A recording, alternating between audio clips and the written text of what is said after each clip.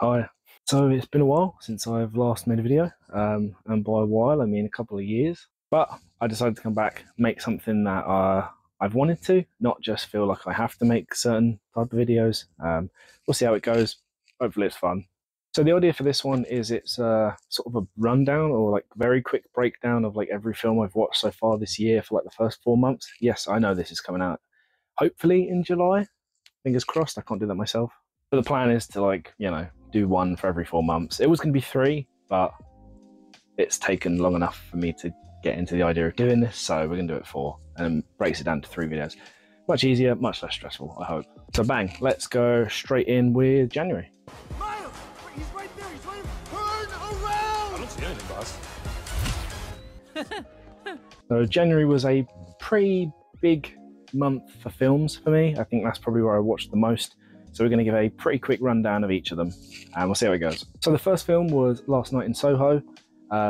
This was an interesting one because I found myself wanting to really like this film. So I thought the idea of this film, or the concept, was much more interesting than actually watching the film. Weirdly, like it was cheesy at points where I don't think it was supposed to be cheesy, or if it was, it wasn't supposed to make me roll my eyes, which it did a couple of times, admittedly. Very flashy, kind of cool looking film. Nothing really special, but it does have Anya Taylor-Joy in it, so it gets high marks for that at least.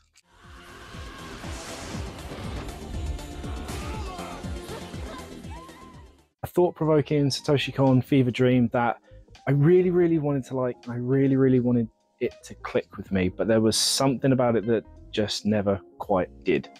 However, that being said, the soundtrack and the visuals alone fully warrant a watch just by themselves, regardless of the fact that I wasn't a massive fan of like the story necessarily or the characters. I thought everything else about it was beautiful, and I would still recommend it even though I wasn't super convinced or involved with the story. Fantastic Mr. Fox. Not only do you get to listen to George Clooney's buttery smooth voice, but the film is also just brilliantly funny. And it's one of those good films that you could happily recommend to people of all ages because the humor is going to hit different age categories at different levels, you know, that kind of stuff that goes over your head as a kid and then you watch it as an adult and you go, oh. Add that all together with some wonderful acting. The behind the scenes for this film is really quite funny to watch people in the booths making these ridiculous noises. But the stop motion's also great and the soundtrack's also very, very good, and chef's kiss. Very good film. More of what John Wick does best. The fights are flashy and fun as they always are, which is what you'd come to expect with this film series. The fight choreography alone is just absolute joy to watch in these films. It's the main reason I watch them. Yes, the plot leaves a little to be like desired. I think that's what all of them have really been, but for me it's not really about the story, it's just about the action and what's going on. And for me that just completely overwrites any lack of story. But I'm quite biased, I love these films, and I thought it was a pretty good one to end the series on, even if his mortal enemy actually turns out to be a flight of stairs.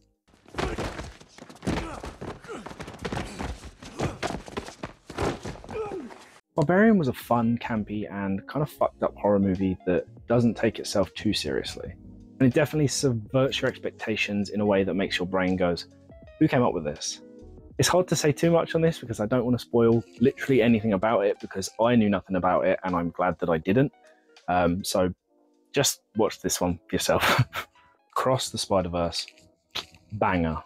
Those mad lads over at Sony Animation actually managed to make a sequel that is just as good, if not better, than the first film. They honestly nail the whole vibe.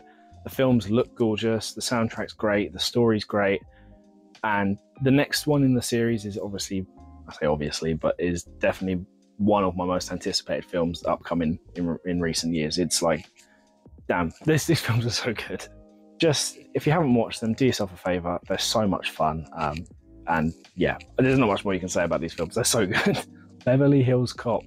It feels like, yeah, my list is a bit random. There's a lot of different films from different eras and stuff, but the film's genuinely so much fun. And like, from looking at behind the scenes stuff as well, Eddie Murphy seemed like he was so much fun to just be on set with, because the stuff he's doing even in the film is ridiculous. So you can imagine like the outtakes are just as good. Overall, a very fun, enjoyable, cheesy 80s watch. But did unfortunately have one big problem, and that was that there wasn't a single appearance of the Crazy Frog. Not sure what that was about, but a little bit disappointing. Bang, bang. It's murder on the dance floor. You better not. Back to the review. This film was great. It really lived up to my expectations. I think a lot of the times these days you see so much online about a certain film that's come out that it makes you feel like it's almost like sort of synthetic, like it's not an actual excitement, it's more just like companies piling in. But fortunately with this film, for me at least, that wasn't the case. All I'd heard about is this scene's grim, this scene's messed up, this, that, the other, and you think, okay, this sounds like a shock horror film. But it turns out it's kind of a great psychological thriller, so who knew?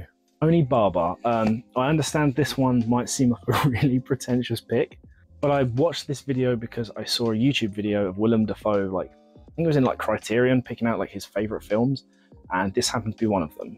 And I think he's pretty cool. I like him as an actor, so I thought, oh, I'll give one of his favourite films a watch. And personally, I agree with him. It's not one of my favourite films, but I definitely think this film is very good. It's one of those ones I don't think is for everyone, but it is a really cool sort of slow burn film that builds up to, I'd say, like a fairly satisfying finish to the end of the film. It's great making you feel like tense, uneasy, and a little bit uncomfortable. And it also teaches you, do not pose as a demon, because that's never going to end well. Well, I hope I don't get grief for this one, but I may well do. The OG Evil Dead film.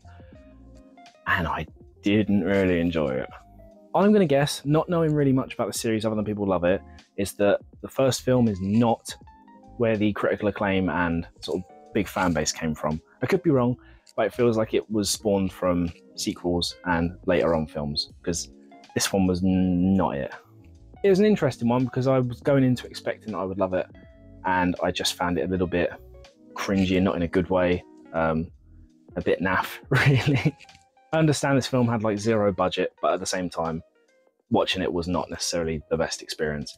That being said, it did have a really cool little bit of stop motion in the film, and Bruce Campbell makes funny faces, so that's redeeming quality. Sicario. Well, other than the fact that Benicio del Toro is a very handsome man, I quite enjoyed the sort of tension of this film, sort of characters grappling with what they view as wrong and right and the different morals that are conflicting in this film, as well as Josh Brolin just being a bit of a sociopath. And topped it off with some acting that was very, very convincing and made me feel a bit like, oh, okay, I'm a little bit scared. Overall, muy bien. Baby Driver is an incredibly fun film with an amazing soundtrack that just makes all the set pieces so much cooler and flashier. The stunt work was really, really good, and I felt the cast they had of characters made it feel like a comic book, but in a good way. I don't know if this was adapted from anything, but it definitely had that sort of like original graphic novel vibe with the cast, and I really, really like that. So everything about this film was pretty cool. It's just a shame that a couple of the actors are actual criminals.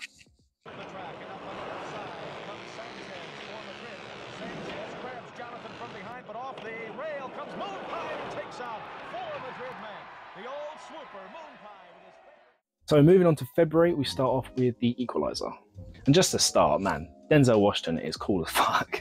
He is a very convincing badass, so easily convincing. Other than that, the story is, you know, your general badass man is retired, something happens to badass man semi comes out of retirement. It's your run-of-the-mill kind of John Wick-esque film that I feel like has spawned after the John Wick series. Unfortunately, the action in it is not fantastic, but it is a decent sort of turn your brain off revenge kind of story watch, so not bad. So I watched this film Headshot purely for Iko Uwais. I probably said his name wrong, I'm sorry. So for that reason alone, I was not let down because he is also really cool. But moving on from The Equalizer, we've got sort of an equally bog standard kind of story setting. It's man is bad, man wakes up with no memory, man is hunted by bad people, that kind of thing. However, as opposed to the last film, the action in this one makes up for it. I think a lot of the fights in this one are really cool, which is what I was sort of expecting. All I need now is for Iko Uwais to be cast in like a major Hollywood film.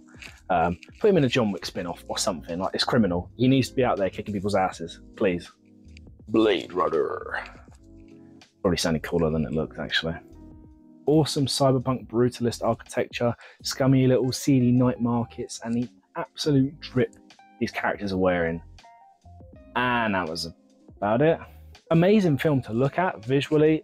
the style is there, the theme is there, but unfortunately for me, that was about it, which is a shame. It's one of those like classics that you want to watch and agree with everyone else that it's amazing, but I unfortunately wasn't blown away. However, I think it looks really cool and I can sort of understand the appeal from that. So this film, I'm incredibly gutted that I probably can't play the actual clip of the film because it's got copyright audio. So I can't play it because YouTube's SWAT team will kick my teeth down my throat. But please imagine this next clip to the to the song Last Resort by Papa Roach.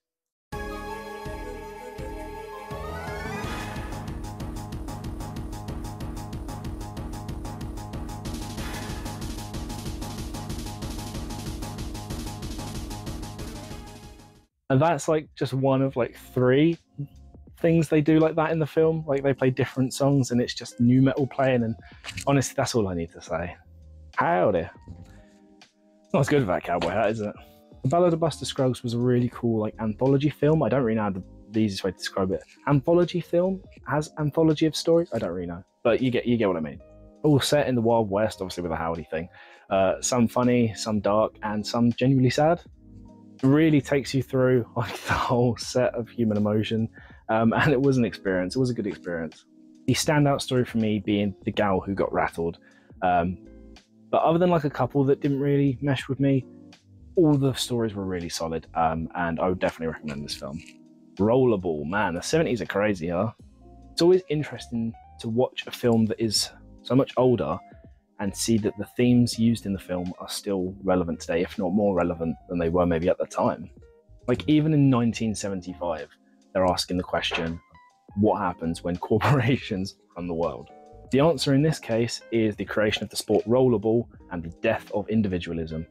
Who thought we were going to get so deep in a film review about rollerball? So yeah, shout out to Rollerball for making me go all pretentious. The brutal world of fashion in The Devil Wears Prada. All I can say is work. Meryl Streep is like comically bitchy in this film, but it's quite entertaining and fun. And like oddly, a pretty feel-good movie, which I didn't really know what to expect from it. I didn't think it was going to be anything dark and depressing, but it had some moments that were quite nice. Also, Emily is a massive red flag, and I think I'm kind of in love with her. Finally, come down to March and April, which I'm just going to put together because I didn't watch too many films in these months. So I remember when this film came out, or around that time, I was really excited when I heard about it, and then decided I hated it and didn't want to watch it because it wasn't about the X-Men character Nightcrawler. However, now that I'm a bit older and just a little bit less salty about the fact this isn't about Nightcrawler, I thought I would finally watch it. And I don't know what I was expecting. I didn't really know anything about the film. And it was incredibly tense, really uncomfortable, almost like a secondhand embarrassment kind of vibe it gives you in a good way. But man, Jake Gyllenhaal is really good at playing absolute lunatics. Dune. Sand, spice, and everything nice. Definitely a very cinematic, slow burn film that is setting you up for future sequels. But I did find it enjoyable. I didn't find it too slow. There's definitely an argument to be made that not much happens, and I kind of agree, but I wasn't mad because I did just enjoy watching it. My only letdowns, I would have actually really liked to see this in the cinema. It felt like it would have been one of those films that is really made with the cinema experience. But my arse just gets so numb sat in them seats for more than 2 hours. Yeah, I'll catch Dune 2 at some point. Won't be in the cinema because I don't think it's showing anymore. Don't know why I looked at my watch, that's not going to tell me. But I'll watch the second one at some point. Ooh, cosmic horror. Now, cosmic horror, be it games, films, any sort of media like that, I think it's really hard to do right. Mostly due to the fact that a lot of the elements of horror in cosmic horror specifically are indescribable, are things that can't really explain properly or can't be really be seen. Which is why I will give Annihilation props for creating a very creepy environment that isn't initially giving you that wave of cosmic horror, but as time goes on, you definitely get a clearer picture of everything that's happening. And it does, I think for me, hits that cosmic horror vibe really well. They create a very like tense environment with all this weird like time particle warp stuff going on in the background that was actually really cool. And the last like 10 minutes or so of the film is very trippy. Really cool concept, Wasn't necessarily blown away by the rest of the film, which is a shame. I know I've just praised it highly, but it was just okay other than that. But it still looked pretty cool. So it is what it is. So I didn't really have any expectations going into The Northman other than really enjoying Robert Eggers' other films that have come out in recent years. That being The Witch and The Lighthouse, two films that I really, really enjoyed. And as much as I didn't really know much about this film and wasn't interested massively, I do quite like the idea of Norse mythology. I think it's really cool. So I thought I'd give it a watch anyway. And that's something in this film they dive into heavily. It's a very spiritual, mythological kind of experience. It's not the kind of Viking thing I was expecting, given from the trailers. It's sort of quite psychological and a bit messed up, as you should probably expect with anything Viking related. Visually, film looks great. There's a lot going on that's all like ooky spooky, a bit trippy, a bit spiritual. But unfortunately, that was about it. It's one of those films that like the cinematography and the idea is so much better than like the actual, well, I say story. There isn't really a story massively. So because of that, it just kind of feels like the story is just an add-on to some really pretty shots and some really weird stuff going on. Really cool experience. Not so much maybe of a film. Again, might have been better in a cinema, but I also might have got really bored in the cinema. It's just one of those ones I'm not really sure how I would have felt sitting there for a while watching that. But it's all right, and Skarsgård is absolutely jacked, and he looks amazing, so cool. So the last film I watched in April was La La Land, and yes, I watched it because of Ryan Gosling and because I'm basic as fuck. I've never really cared for musicals. Like I definitely didn't as a kid because I was a boy growing up and I just wanted to watch people beat each other up. Is that weird? I mean, I liked action films, okay, but I am partial to a musical now that I've got a bit older, and the soundtrack for this film is really, really good. Another Day of Sun has like firmly planted itself in most of my playlists, including the summer one, obviously. Although I don't know why I'd have that in a summer playlist, Another Day of Sun in England, but, you know, cope.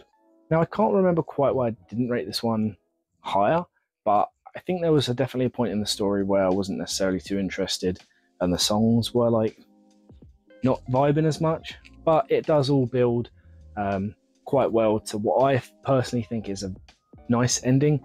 It's kind of bittersweet, but I quite like that sometimes, and I kind of semi-related to the ending, so maybe hit more on that level. But no, it was a very good film. I'm glad I watched it, and yeah, Ryan Gosling. Oh, you're still here. And that's it. Every film I've watched in the first 4 months of 2024. Let me know what you think. If you are a previous subscriber, you're probably thinking this video is wildly different to anything else you've ever made. And yeah, you're right. It is.